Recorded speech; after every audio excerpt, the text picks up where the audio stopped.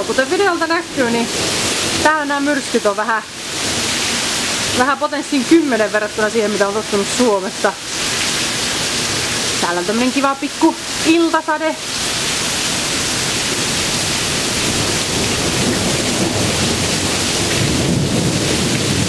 Ja tätä nyt on kestänyt semmoset pari tuntia jo tähän mennessä, saa nähdä jatkuuko koko yön, kuten Chicagossa aikanaan.